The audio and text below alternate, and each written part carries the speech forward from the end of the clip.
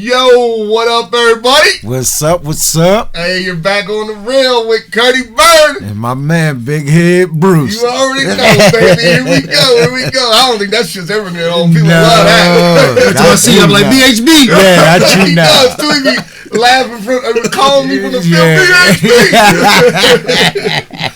Hey, man, we got another great show for y'all, man. Hey, sorry we weren't here last week. The whole family was man down. We was beat up in the Louder house, baby. Hey, things happen, man. It happens.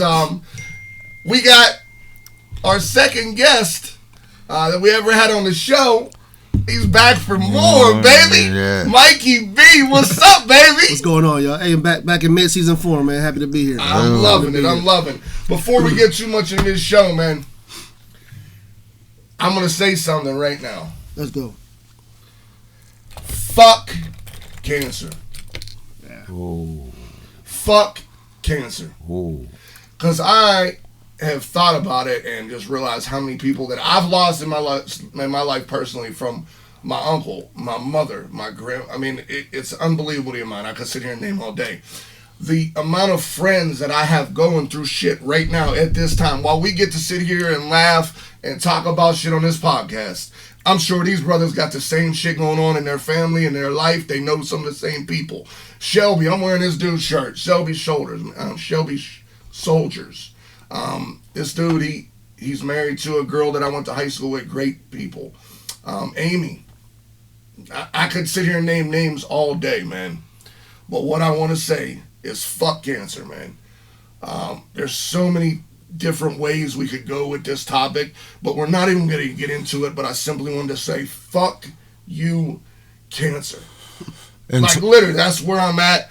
And to add to that, definitely fuck you, cancer. And once again, it's just for educational purposes, but I'm pretty sure that all three of us here can relate to somebody or somebody very close to us that went through this. I know I did it. I watched it wipe out a little 4-year-old boy.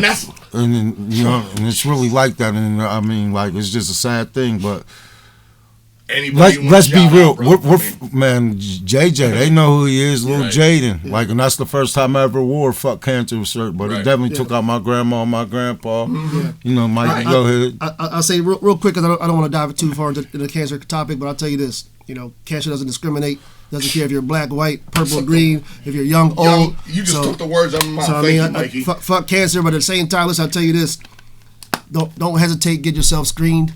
You know, for your scheduled appointments. Don't play around with that type of stuff.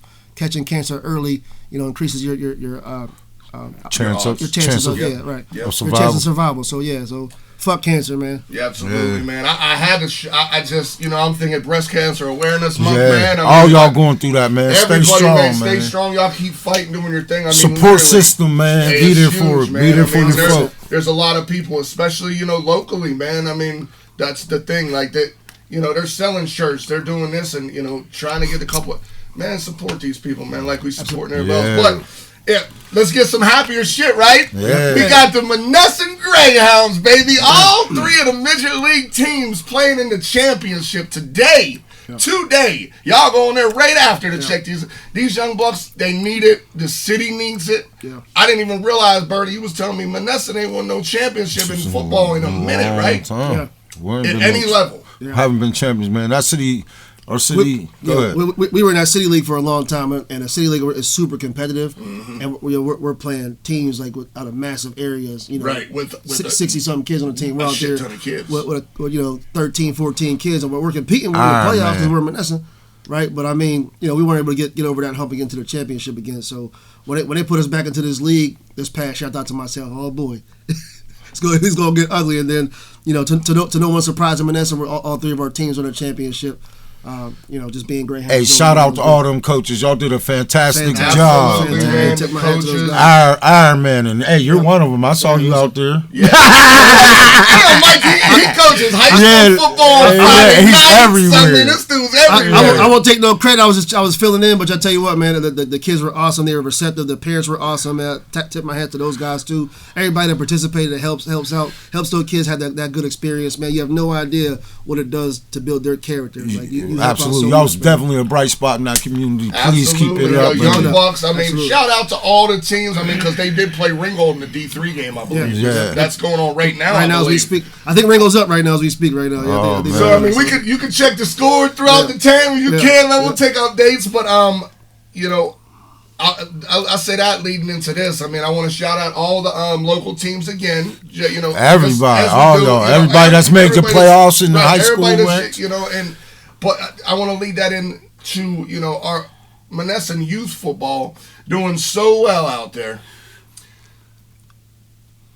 Somehow, some way, and man, if you pay attention to social media and you get on it, you see a lot of different shit out there, and you see a lot.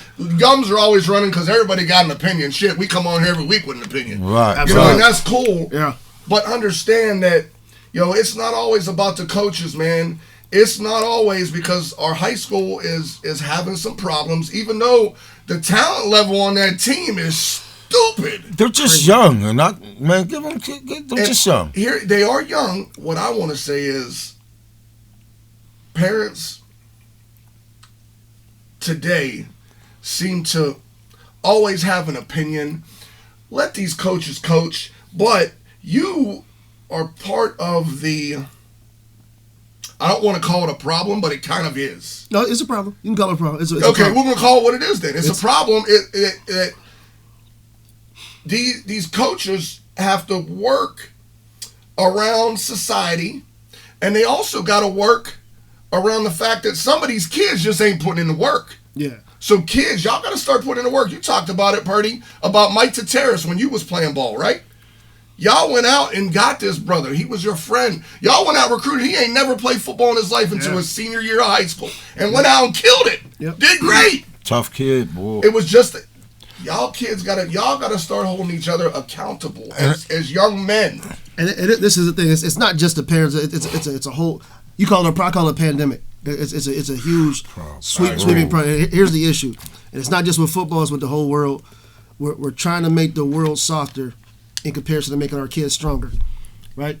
We're making the world softer, right? So instead of making our kids strong enough to handle the world, so like with parents, they ride the wave, right? So the wave is negativity. They just keep on riding the wave of negativity without taking accountability or without holding their children accountable. There you go. You know what I mean? Understanding what comes with being a part of a team, right? It's working. You know, it's developing. It's getting better. It's playing a role. Sometimes that role doesn't always be the role you want. Exactly. But you can work for the role you want. But you have to earn it. But you got to put that work in. Not because your mama said so, not because she raised the most money, not because they're friends on the school board, not because they're friends with the coach, right? And we know because it's happening directly around us. It is happening directly around us. It's happening directly around somebody watching this thing right now. The word that you said that stood out to me is accountability. Oh yeah, accountability. That's everywhere. Yeah, you understand? That touches all bases right there, because parents have to be accountable to let the coach handle his business. The coach has to be accountable to have the kid be as best as he can be. Right. The kid has to be accountable to hold down his job and what he owes to do. Now, if you can do all those things, now you have a program. Right. Instead of a football team, now you have a program. This was always my problem with Monessen. And like most schools do this.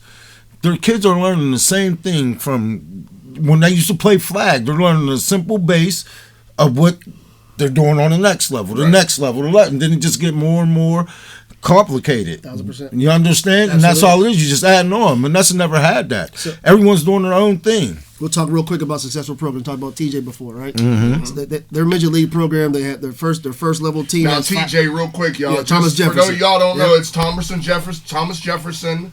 It's a school district, probably a half an hour from us, give or take. Yep. And one of the most successful programs very in the country. Kind of like the Aliquippa that we talked about. Exactly. Shout out to TJ. 240 absolutely. success. Hell yeah. You look at the way their major league set up. They run the same plays that their high school runs. There you go. Right. You so they get 5 plays to run. There you go. And the next group up, they get 10 plays. Right. Right. But it's not just this, because the problem with the youth league coaches is that they're so caught up on winning that they forget about teaching the game. Right. And that's like for Ringo, for example. That's kind of one of the issues they're having at Ringo right now.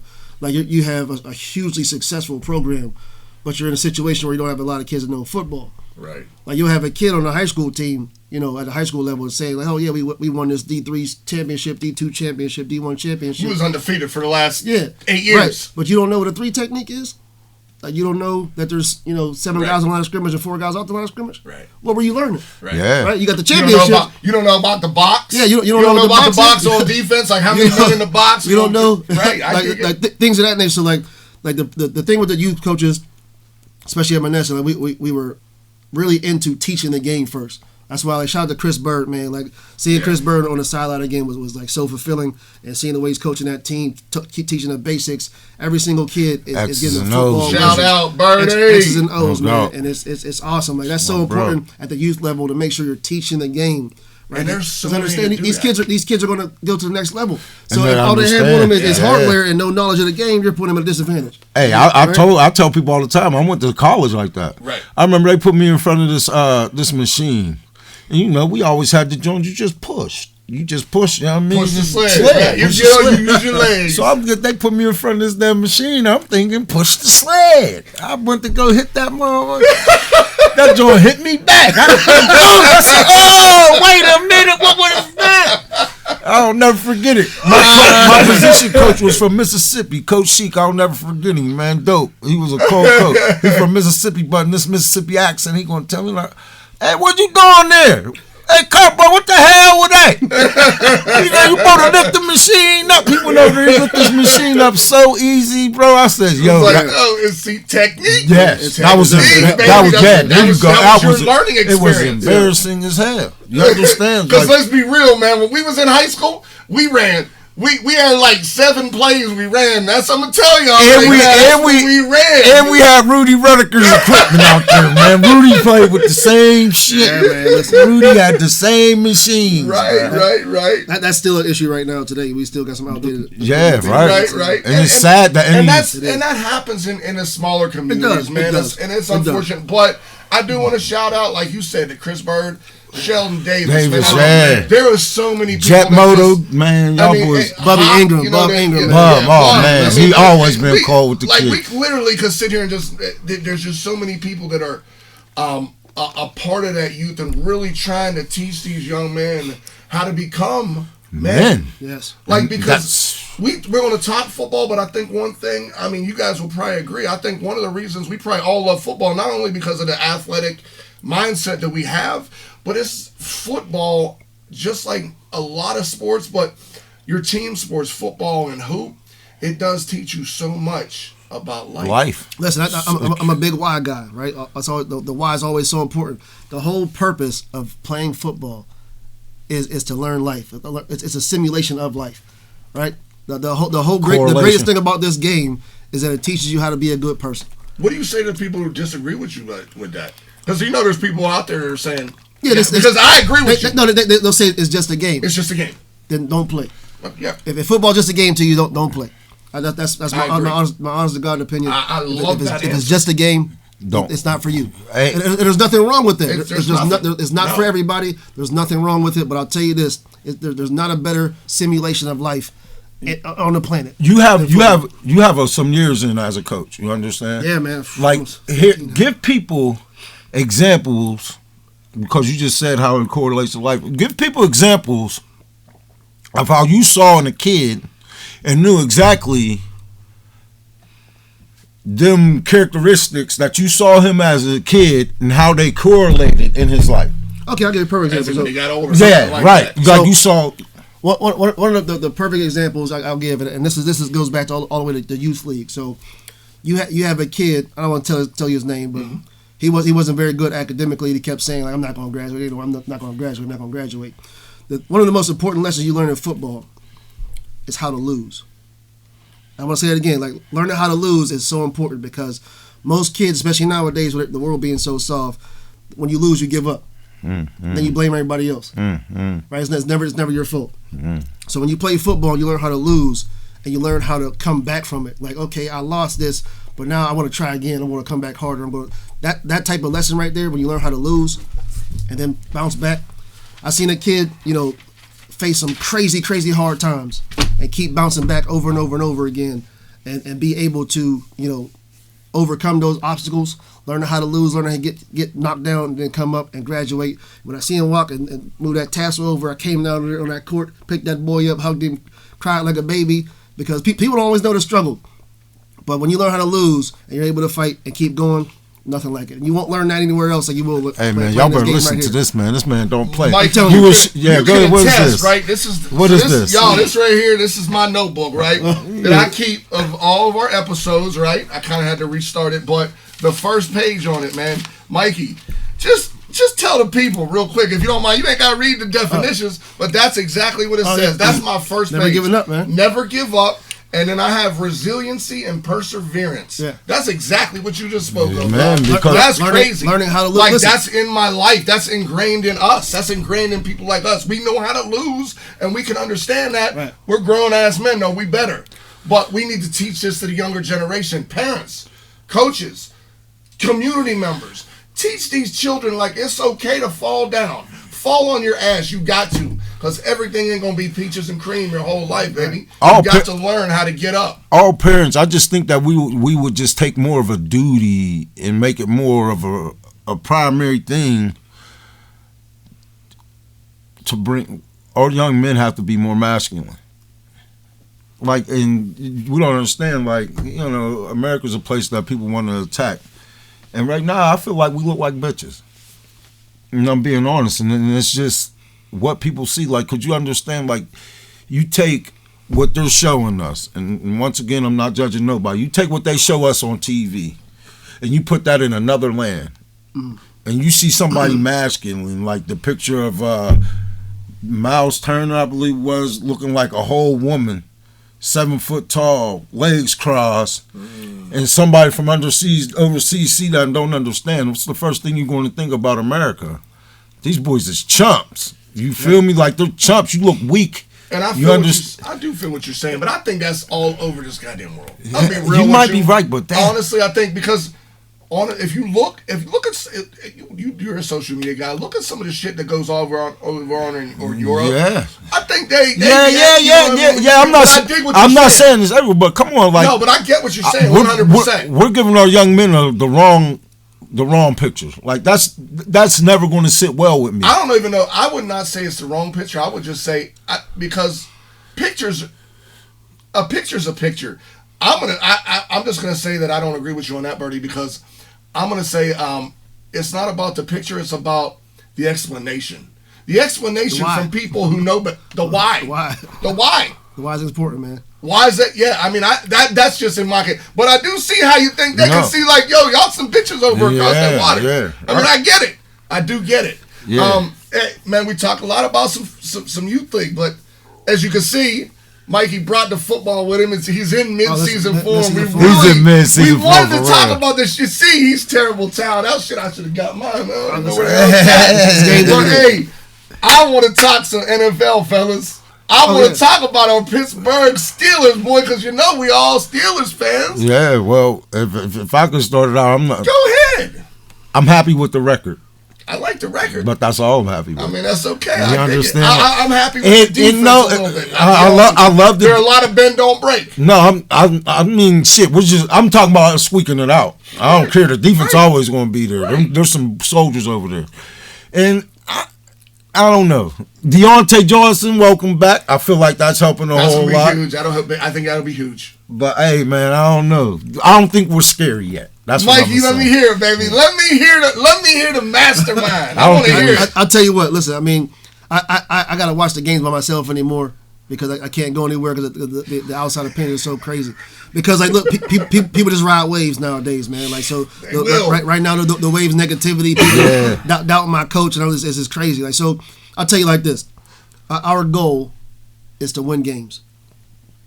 Right? So when people say, oh, you got the worst offense, you got the worst this, well, did we win? Yeah. Did you get the check mark? You can talk about my coach all you want, but he wins more than he loses. Right? He's never had a losing season, and he's still on pace to keep on winning. Right? He's still on. And listen, anybody that hates, we'll see you in Canton.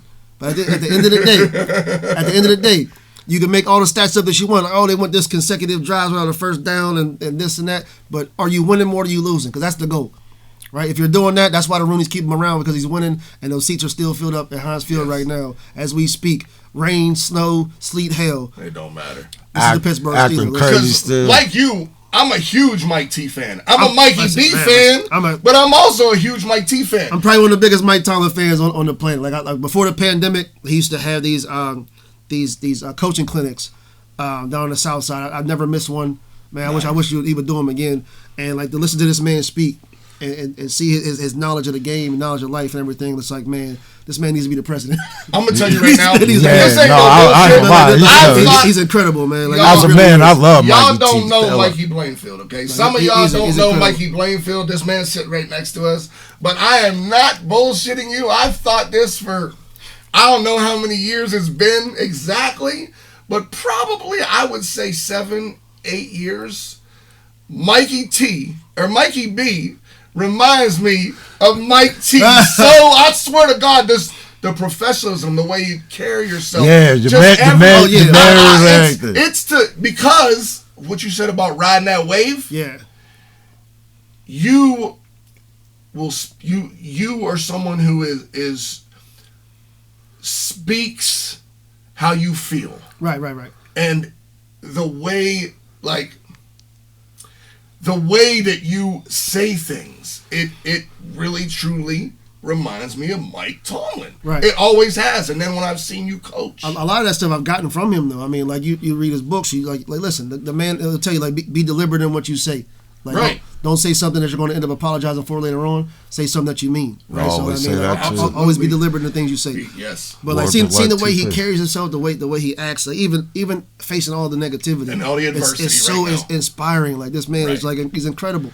And then I take a lot of solace into the fact that most people don't know what they're talking about. So like I'm at Giant Eagle just a minute ago getting some milk, and this old lady's in there like they gotta fire Matt Canada. Like she don't know nothing about football, right? But she's sitting there telling me they gotta fire Matt Canada. Now, I get it. Well, a lot of people just saying what they hear. Yeah. That's what I mean about riding the wave. You're right. Yeah. Now, but I will say on that, I'm a huge Mike T fan. Yeah. I do believe any big coach, sometimes their message can get stale. I think Mike is the type of person, though, that can actually, he has that ability to change in mid-form if he needs to change that direction that he puts people in. The man is a great leader of men. Absolutely. That is what I love about Mike. We all know. And he's a winner, like you said. Right. You know, coaching's about having players buy in. Right. Now, and at that level, it's different. Where you're dealing with all these millionaires and this and that, people got this and that going on in their life, is a real thing. To have men follow you at that level, I don't care who the hell's doing it. That's impressive. To do it as long as he did it. With the success he's had. With the success he's had, 100%. There should be no negativity aimed at that. Well, you know what? Matt Canada should be fired. I'm on the Matt Canada. I'm on the fire Matt Canada train. No, listen, that's fine too. I mean, like the thing about Matt Canada, we understand why they brought Matt Canada in. Like, right. He was in for Kenny Pickett, and that's like they'd known each other growing up and everything. So like that's why he's here. So the thing is, they're not going to fire an OC in the middle of the season. No, hell no, they're not. Hell no, they're not. Maybe it's in the season, but so yeah, exactly. Like, after his contract's up, I can see him going. But like while he's here, you're going to do the best you possibly can. Like, listen, and that's no different than having, a left guard that might not be very good, but he's all I got right now. So I'm going to get. You work with what you got. What you're really judged on as a coach is being able to get the most out of a person. Exactly. Right. The type of they give 100% and Mike effort. Tomlin gets the most out of his team every single time. That's why I say, listen, every year. You put another team in a situation with some of the terrible teams we've had, and they will not have the same success. No, I agree. I guarantee you. I'm not. But you got to start Duck Hodges. He can squeeze the juice out of somebody. I'm telling you, Duck Hodges and Mason Rudolph for a season because you ain't got a Hall of Fame quarterback, and you still pull out 8-1, right? What was it, 8-1 or 8-8 that year? Yeah, one of the toughest turning points in probably Tomlin's career was the loss of Ryan Shazier. Yeah. I will always say that. In Steelers' career. Yeah, because that boy was something special. He was. So he was. Our entire franchise, took a hit. Yes. Not just because losing him, because we also lost Lawrence Timmons due to age at that time too. Yeah. We're talking about the greatest linebacker duo. Yeah. Right, they was dope together. That was cool. And then Lawrence Timmons was Mike Tomlin's first draft pick when he first got here. I'll never forget that draft because we were about to get Darrelle Revis, and the Jets got him right before us. We ended up getting Lawrence Timmons instead. And Lawrence Timmons came through and just took over. Ended up starting as a rookie. Oh yeah, got that Very that impressive buck linebacker spot. he was with what's his didn't he lose played no. with who? What's his face? Was that LaVaughn? He played. No, LaVaughn was way earlier, huh? Yeah, because he was at Florida State. Yeah, Florida State guys. So yep. he came in, played right away. You know what I'm saying? It was one of those Iron Man guys. Never missed any games. You know, played 13, 14 years. Right. I mean, impossible to replace.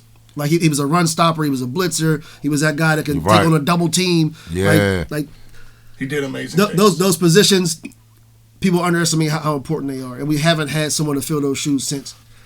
That's crazy you talk about that middle linebacker position, because I was going to say, I do want to speak on this real quick, because this is my dude, my favorite player in the NFL. Absolutely.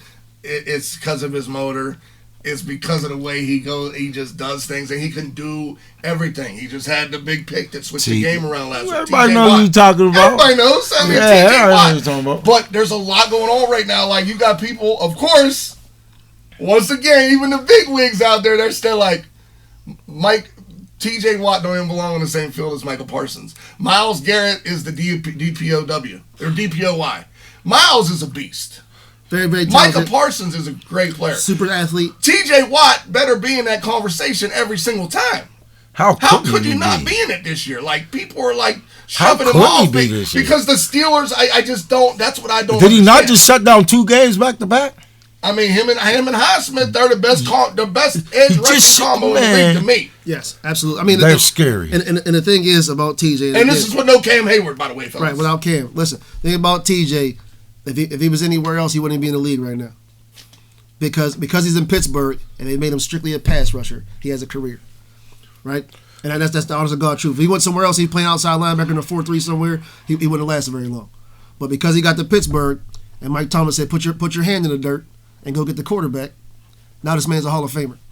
Yeah, first ballot. But he could also come back and go and cover sometimes. He can. Listen, that's a surprise. Did anybody see the explanation that the coach from the Rams gave after the game? No. So I'm gonna break this down too. Okay, it's been on my mind so heavily. They was like, the reporter asked the coach, "Hey, what's his name? Tom McShay." McShay, yeah. So they're like, "Hey, so what happened on that TJ Watt play? Or whatever?" He's all right. So we got trips to the opposite side of the boundary. Number 1 has a deep comeback. Number 2 has a post flag. Number 3 has a choice route with Cooper Kupp. So the choice route means that Cooper Kupp's looking at the inside linebacker. The inside linebacker's in, he fakes in and goes out. If the inside linebacker's outside, he fakes out and goes in.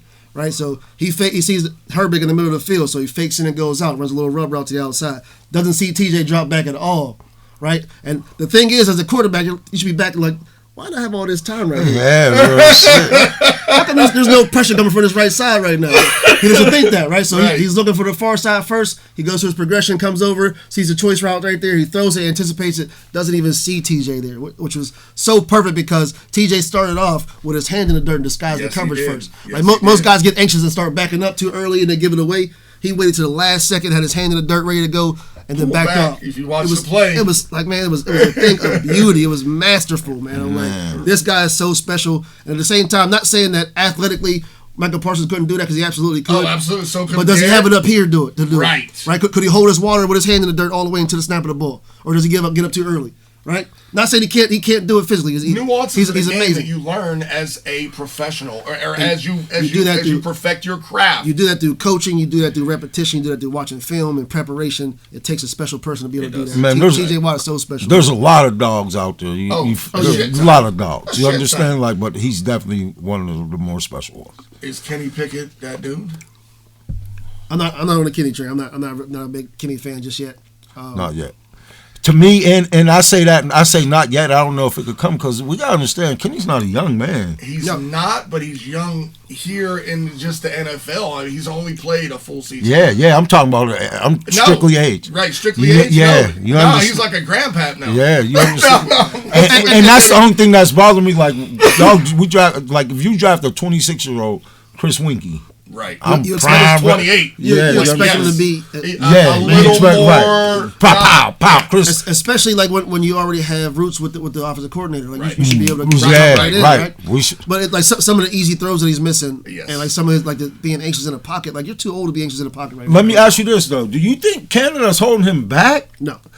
I feel like some games. I You feel don't like think that. I think in the I offense, feel like but sometimes somebody's like, look at him. I think the problems with the Pittsburgh offense, it's a combination of so many things. But there's one thing that I really, because I was on the Pickett train at the beginning of the season, especially after watching preseason. But most of them dudes are bagging groceries right now. All right, nothing wrong with it. Hey, if you're bagging groceries, we ain't mad at you. Right. But bag them things. Do it with pride. yes, Yeah, bro, the shit. problem is a lot of them people he's playing. But I had big.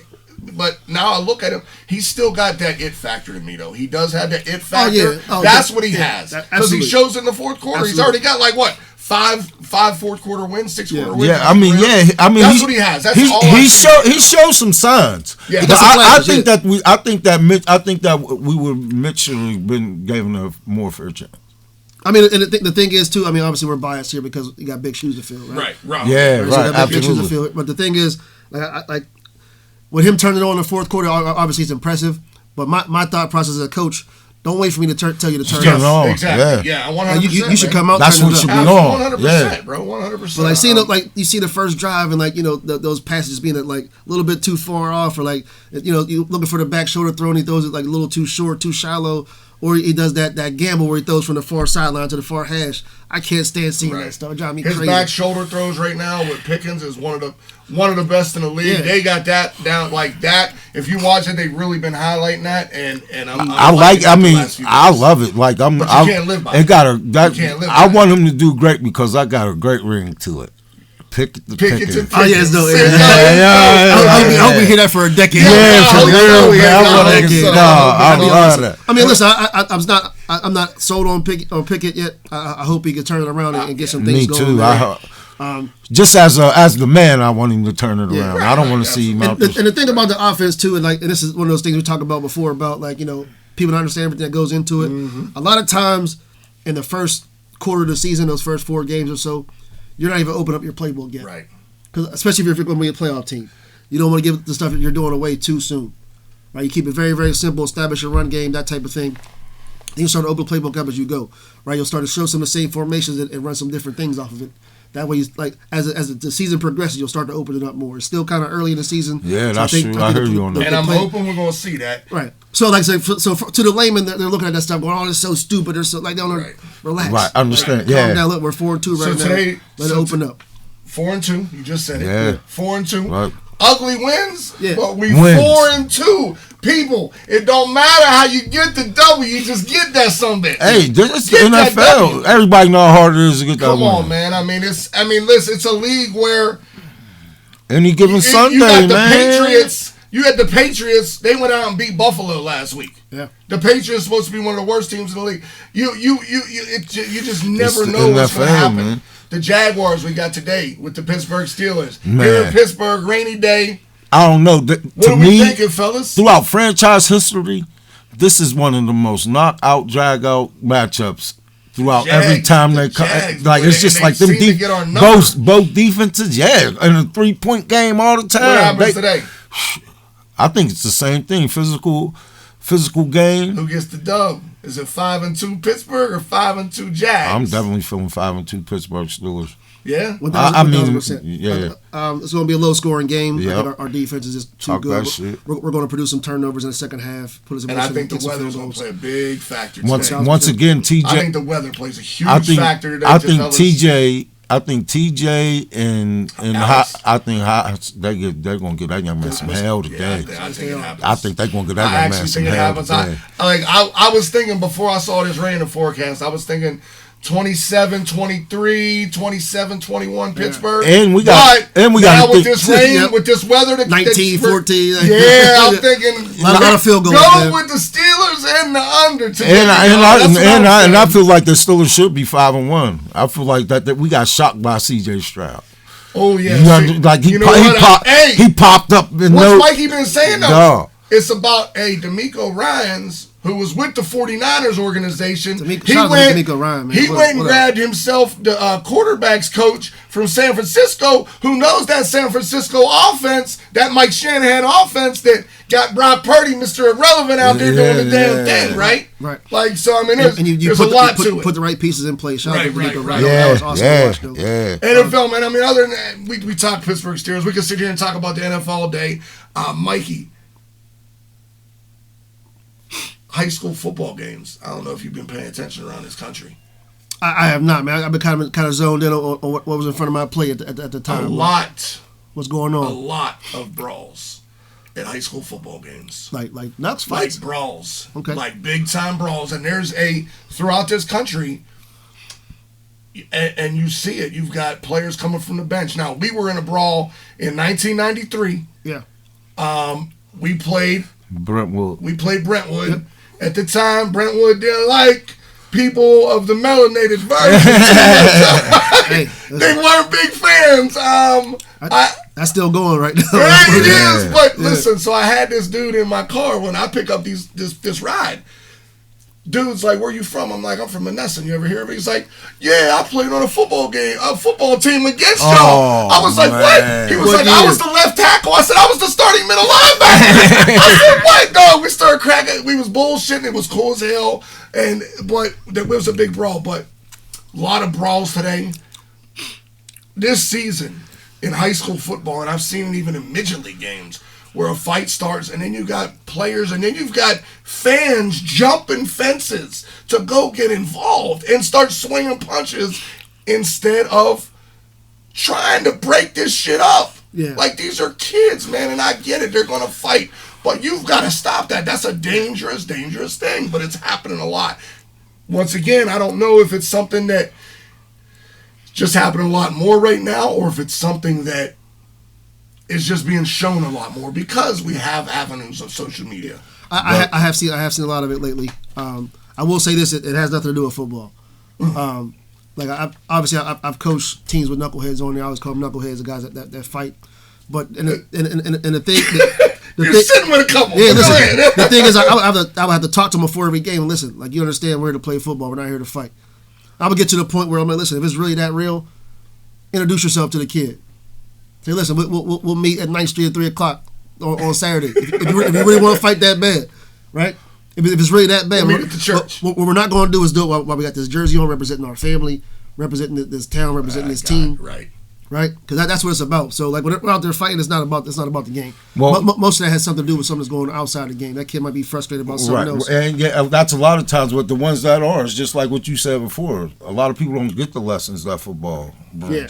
It's just, you just said, it teaches you how to lose. A lot of people don't. Some guys don't know how to lose. And a lot of people were there for the pictures. They just show up. A lot of people are there for the pictures. They just show up for the pictures. Yeah. You gotta understand, and I always go back to this too. Like, people don't understand how big music play in this. These kids are listening to the op this, the op that, the op this, the op this. Then we're going to go out here in this another combative situation. He says something disrespectful. Now you the op. Now I gotta react in a way. If my friend heard him say what he said, and I don't react, I'm a whole ass. Trickle down effect. You understand? Yeah. I was out there fighting, and I looked over, and you were standing there. Like, yeah, right. Yeah, for real. And then once again, we have that social media factor that gets involved because that gets posted online. Listen, then you've got kids got 7.4 thousand comments, and you've got this person. Well, you could just tell because they're, or you can tell from the team, or blah. No, it's not that. You quit trying to pigeonhole people into a spot because of what those teams look like. It's not that and it doesn't make football a bad thing. It's a competitive sport. We were just talking about that city league, right? Right. Everybody was like, "Oh, it's scary. These dudes are tough." Every time one of these games got out of situation, I don't give a hell who we're playing. The Hill, Homewood. If any of these coaches saw a fight, they was in it. Diving. I'm talking about diving. Won't get up out of here. So you can say what you want to talk. It's what we're going. It's what we as coaches, as men, because community, y'all play a lot. Yes. It's what we're giving them. What would you allow them to to do? do? Like plain and simple. Like I don't care. Especially like being from Vanessa, I always tell the kids too. Listen, you know these people. They're expecting us from. Don't give them the expected. Don't man. Listen. Don't fall into that stereotype. You're right, listen, man. We're better than that. Like we're not gonna give them that satisfaction. They're gonna see. I knew they we was right about that. Yeah. Right. We're never gonna do that. Give people what they want to see. But I will say this, and I feel for the kids these days because they're exposed to so many more people that don't know them, that judge them. Like we only have to deal with the people in the stands. No lie, that's the truth. They get to see a clip, a 5-second clip of themselves, and they got access to 1 million people judging what they. You know what I mean? Yep. So it's like it's tough for those kids. So it is, man. That's something we have to deal with. We have to make sure that we express to those guys we understand. At the same time, though, if that's the case, your wheels can't stop turning. Youngins, like, it don't matter. Every time somebody throws something negative to you, you turn that thing to a positive, man. Better, man. Turn around. Now what you going to say? And listen, you're getting this. I mean, I can't speak for Mikey. Now, I know he's dealt with plenty of negativity, and sure, I can't even speak for Curdy Bird. What I can tell you is for myself, the negativity, if you allow it to take control of you, it will. Yeah. And I'm going to tell you that's from a personal aspect. Now, I've seen it in Curdy. I've seen it. But I'm just telling you, for me, I was that dude. I was that knucklehead.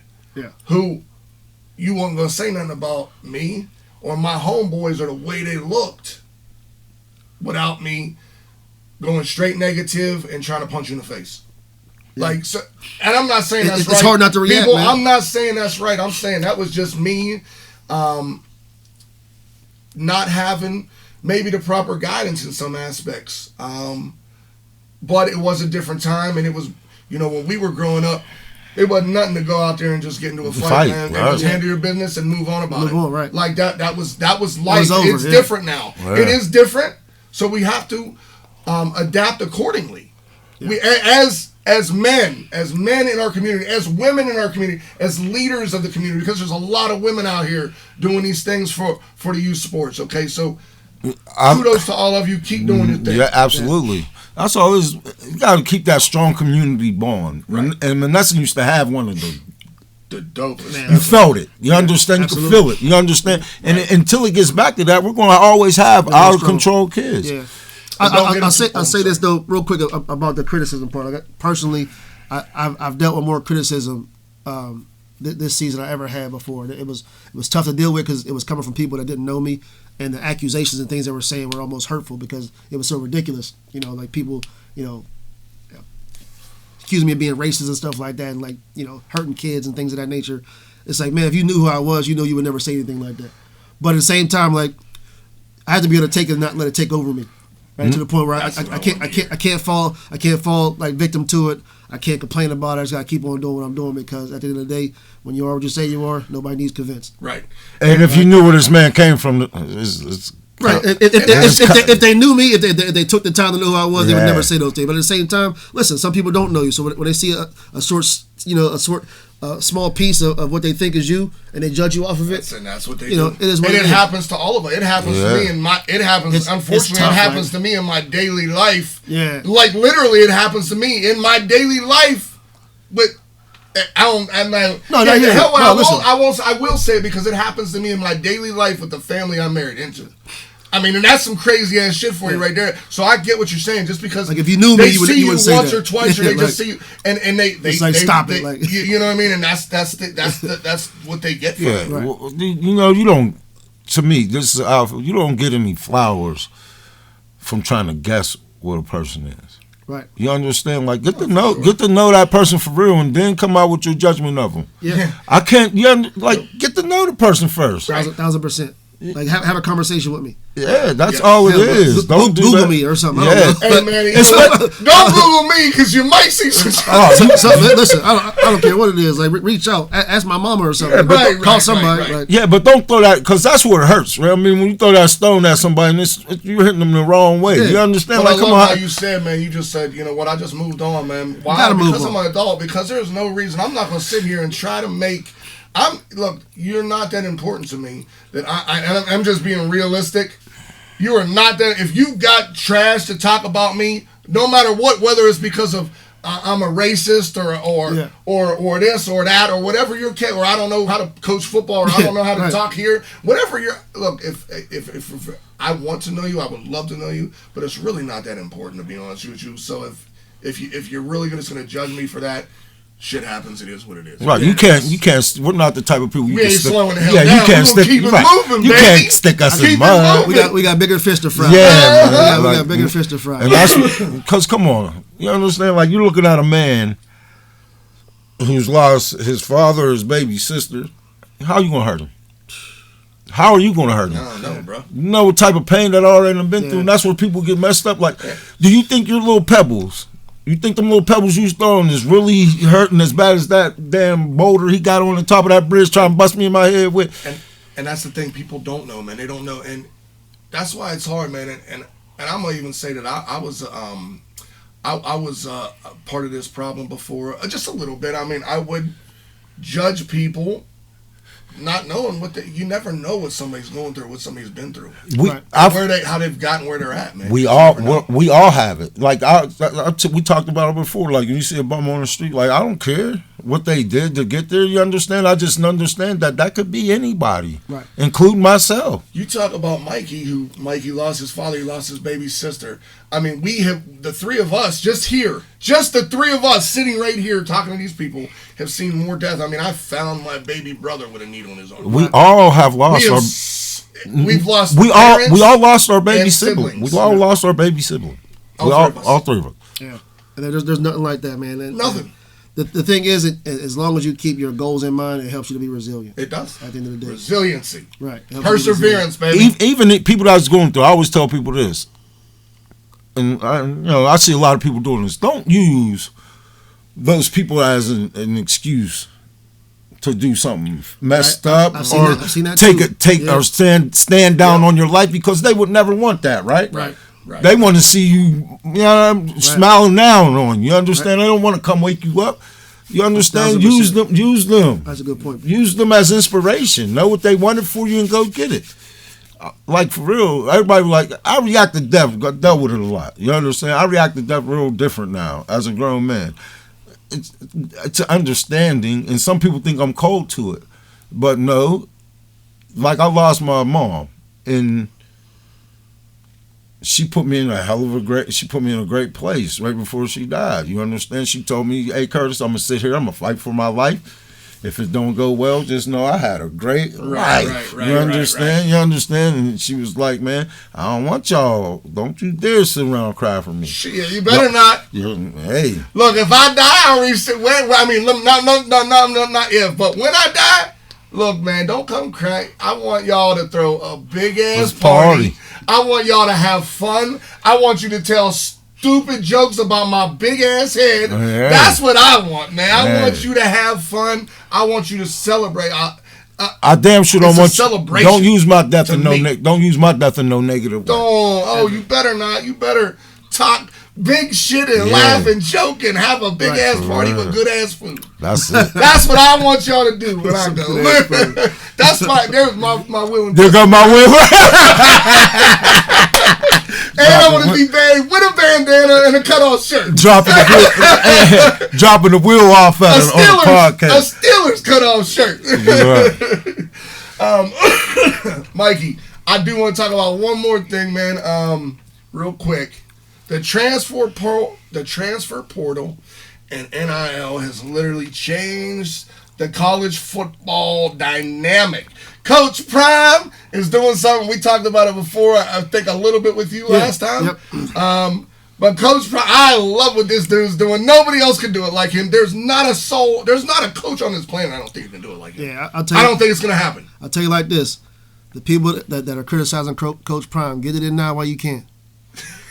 Listen, 3 years, the Colorado Buffaloes. The people that don't like how cocky he is and confident, people don't like the way he speaks and the way he talks about the kids, get your jabs in now while you can, because you won't be able to do it pretty soon. I promise you. How you feel about the transfer portal and NIL, man? How do you feel about it? Listen, the thing was, they waited too long to make this thing happen, because there was, for such a long time, these athletes were generating so much wealth, hundreds, and they were millions getting robbed. Man. And like because there was so much of a backlash, this NIL thing took off, way further than they expected it to take off. Because if they would have did this 20 years ago, it'd be fine right now. It'd be regulated. Right. It'd be perfected right now. But because there was such a backlash to it, and like now, you got guys where there's no cap on the type of deals they can get in NIL. Right. Like it's some kid is on a billboard at a car dealership and he's getting $30,000 and he's been playing snap yet. Got a high school senior. Yeah. Right. We got cute. Oh yeah, cute. Listen, it's awesome though. At the same time. Great.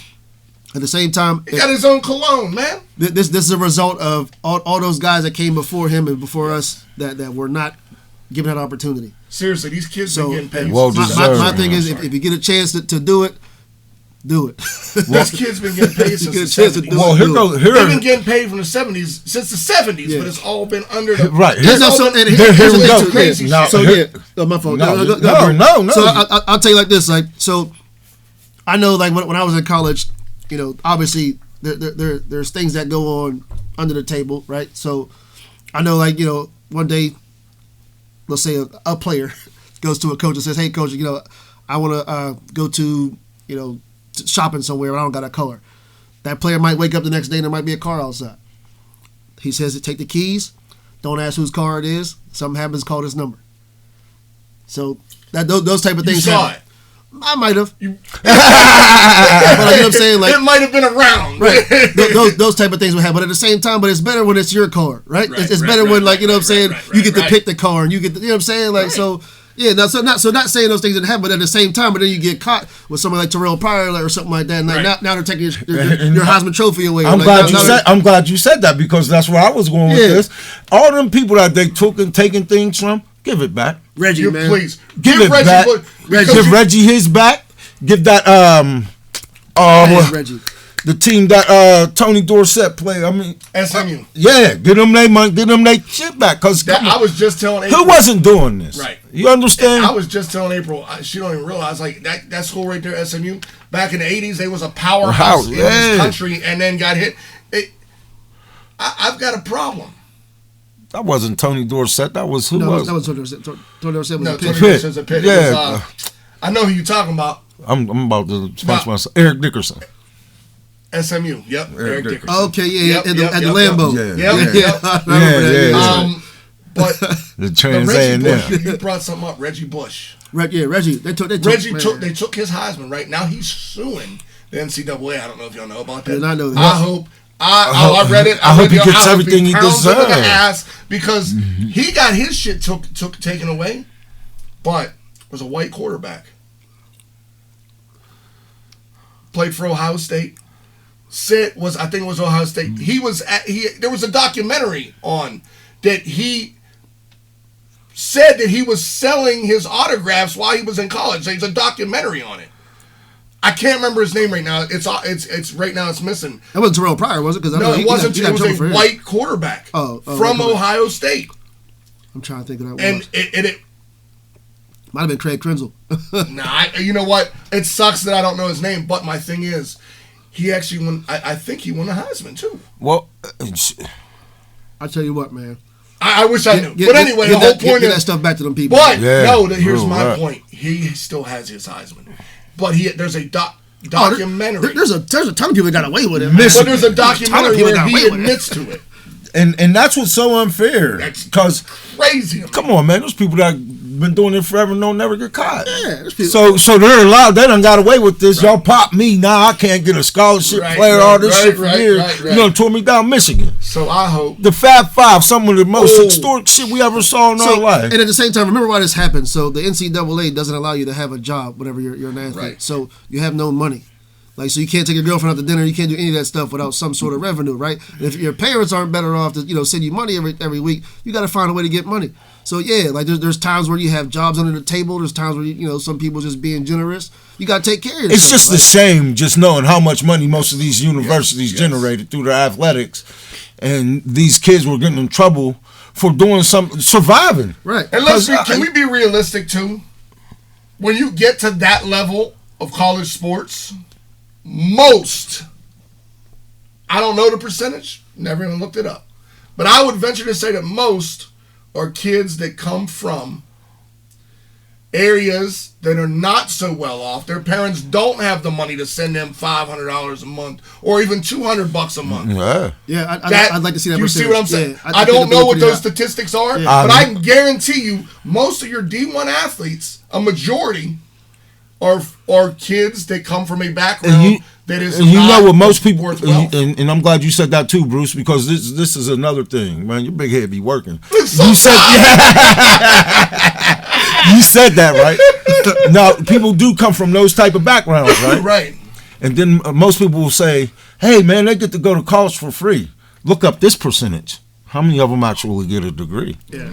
So now, what was my time? What was my time? Because I'm in this college program for 2 years. Now I'm a stud. I can go enter the NFL draft, right? Now, and I'm gonna make that money. But now they don't have to do that. Now they can go get a degree, still make that money, still provide for their family, which I love. Yeah. I think NIL has been one of the best things.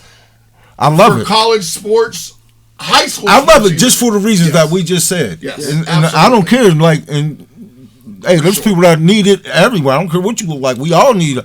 Why not? Right. Why not cash in, young man? Right. You cash in. Please cash in. And that should give you young fellas some incentive to go get at it. Yeah. I'm going to tell you right now, I know I can say this, but if in 1993, when I started playing high school football, if there was NIL money out there, because I'm going to be real with you, now we're talking 1993, y'all, there was some people that were in some certain bars that when you was 16, 17 years old, if you had a good game, you might walk in that bar and get a $20 bill given to you.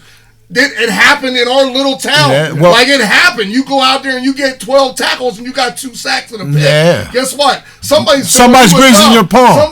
Somebody's going to grease that palm. palm. You a 16, 17-year-old kid coming from where we come from. We made money in the 90s. No lie. We weren't making a shit ton. It was $20 here, $20 there.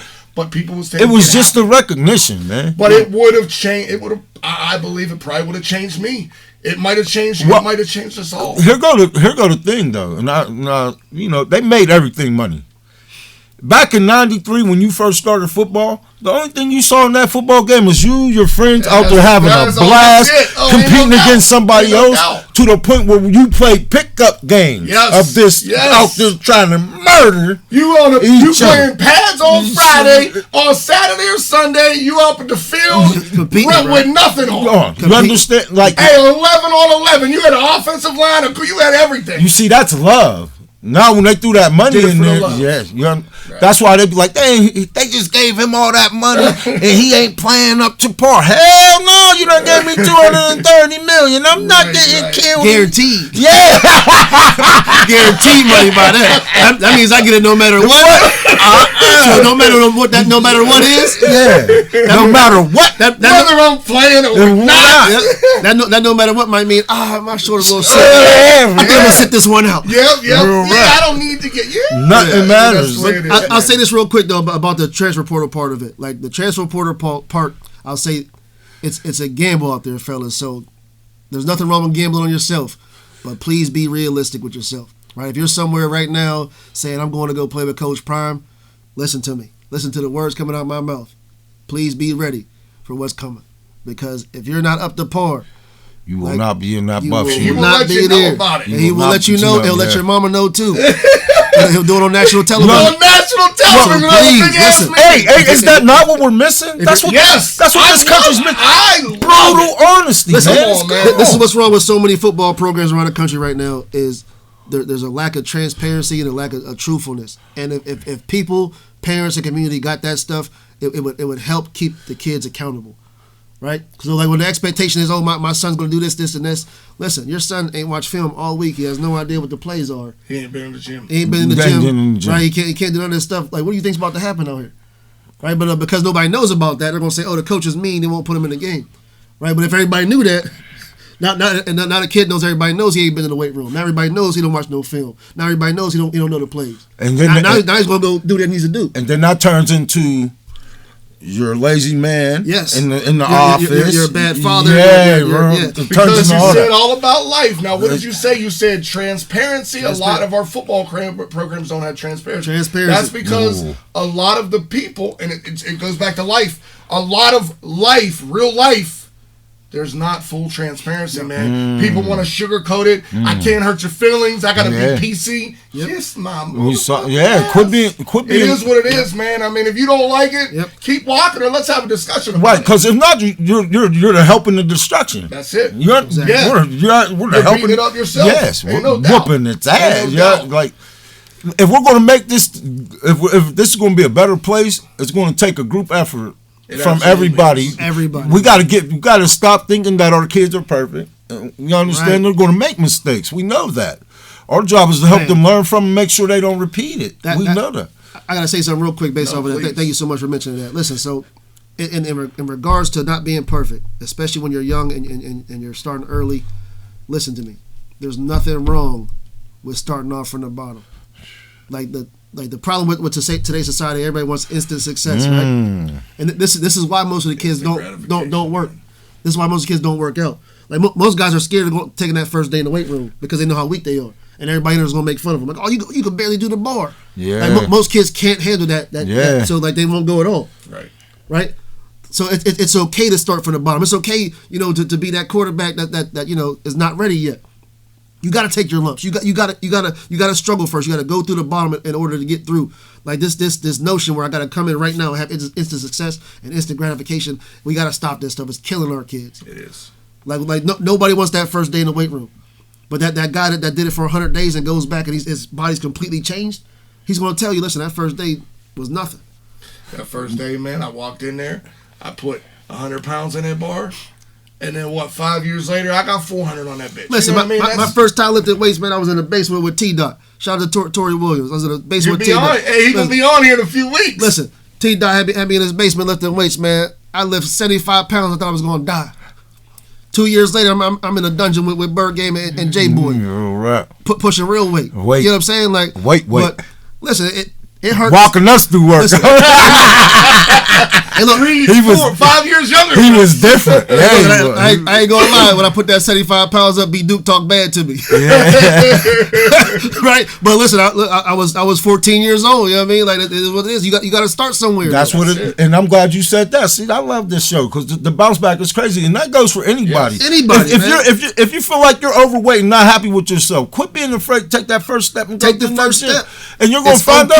And them people, most people these days in the gym, they're more uplifting now. Yes. You're not going to get that stairs. And especially, look, I'm pretty sure that in most places, especially in this country, you can go within 20 minutes if you in fine Planet Fitness. Where if you get in there with dudes who used to be like me, I'm not gonna put everybody in that category because I was that what they call them lugs. I was that dude who went in there. I was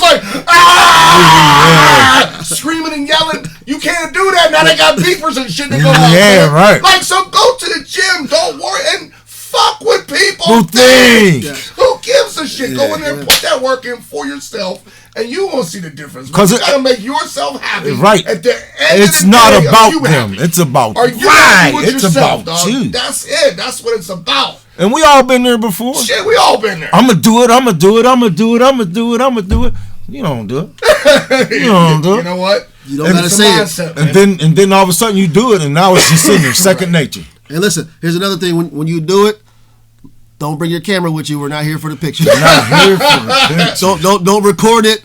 Don't even bring your camera with you. Listen, don't take no pictures in the mirror. Don't do none of that stuff. Just put the work in, man. That's what I promise you. I go to the gym, that joint stays in my pocket. I listen to my headphones. I promise you, when you get big, your girls will go, "Hey, babe, their muscles look big." Yeah. God, I'm telling you, listen.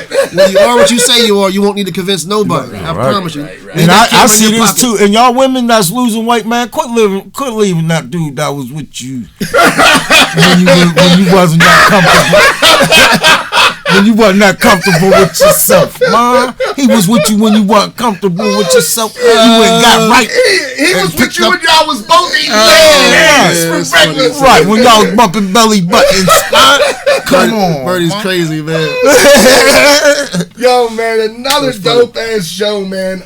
But we are going to start something new this week. We are going to do a question of the week. And we want as much response as much we can get, but we're going to leave it to our guests, man. Our guests are going to throw out a question, right? We don't care what it is. We're not even going to talk about it. They're going to throw a question out in the comments, man. comment on it, whether this is Instagram, because look, we got a bunch of stuff y'all can follow us on too. On Facebook, we got an On The Real Facebook page. On Instagram, On The Real Facebook or Instagram. On TikTok, man, you can catch funny clips of these videos. You can catch serious clips of these videos, man, on TikTok. It's at the official Bruce Lowther, Lowther. What he's trying to tell you is we're out there. We're out there. But so Mikey gets to be the first guest that we have to give out a question a week, man. We want to hear from y'all. All right, so before I get my question out real fast, I want to end with my message because I gave a message last time. My message last time was don't show up for the pictures. This time I'm going to tell you guys like this. Be a better teammate. That's going to be my message. All right? I want you to challenge your people next to you to be a better teammate than you. And each person has to be the best teammate they can possibly be. So be a better teammate. Love that. Yeah, that's cool. All right, so my question is sports trivia. All right? So I'm always good at sports trivia. So I got a really, really good one that I found out this year, which was pretty good. So there are 32 NFL franchises, right? Every single franchise has played the other franchise, right? But for the first time this season, one team has beat another team for the first time in franchise history. Oh, shit. What team is that? Oh, I'll give a hint. It just happened this year. Every team, all 32 teams have played each other. I know who it is. But for the first time, one franchise has beat another franchise for the first time in franchise history. And that was like their 13th matchup, I think. 14th, yeah. Okay. 14th Yep. No, I'm wild. I saw this too. When I saw it, I was like, man, that's crazy. They played so many times and they never won. Yes. They finally won recently. So it just happened like the last couple weeks too. And it was a good game. It was a great game. I saw something about this, but I can't put my finger on it. Yeah. Hey, you know, we shout out a lot of people, man. Shout out to Mikey. Thanks for coming on again. Guys, we do have some things going on. Russ Johnson at the Steel Plate. I want to say shout out to the Steel Plate again. Yes, sir. Just saw him on Friday night. We are going to be doing some awesome. We got some events we're going to start planning. We're going to have a little show up. We're going to be going live from our Facebook page. Now, this is going to be after the holidays, guys, but I want to let y'all know we're going to be going live from some locations. Nice. Come, hey, bring a topic, grab a bite to eat type of thing, man. Come sit down with us live on Facebook on our channel. We'll be recording it. Everything, just sit down. Bring a topic with you, grab a little bite to eat. We're going to have some. And I'm going to be acting like a superstar, baby! But look, we've got a lot of cool things that we got coming up. We're still working, y'all, every single day. We love y'all. 200, Bruce. Oh! The folks is out here, man. Yo! On YouTube, we hit 200 subscribers, man. Thank y'all so much, man. That's dope. This is number 22. Everybody that watched, everybody's Facebook guest, page, every guest, man. I mean, next week. Appreciate y'all, man. True. Man, I'm so excited for, we got a lot of stuff, like I said, coming up through these holidays. We've got guests lined up for the entire month of November. Really big plans for this show come the new year. We're going to keep doing our thing this year. We ain't done. We just got big plans, man. I'm so excited for the future, y'all. Like I said, shout out to my man Tony, Tattoo Face Tony, Alter Designs. He's done a lot of work helping us throughout, with our website, some other things. So shout out Alter Designs. You can find that on Facebook too, man. Anybody, y'all? I love y'all. I love everybody, man. Y'all have a good one. Be a better person today than you were yesterday. Absolutely. Please. Real quick, I want to shout my mama out, Minister Michelle Cunningham. Shout out to C. She has her second book coming out. She's now a published author. If you want access to the first book, it's available on Amazon. The book is titled The Little Girl That God Didn't Forget. Check it out on Amazon right now. Listen, man, don't be good. Dope. Don't be good, be great. That's be good, dope, be great, man. Mrs. C, shout out Hey, your book. yes, you already Don't be know. good, be great, guys. And I still need that. Yeah, you know what you owe me. Mom owe me some rolls. I've been looking for these things since about 9/7. 9/7. Hey, everybody, we appreciate you, man. Peace out, y'all. Love y'all. Here we go. Yeah, here we go, Steelers.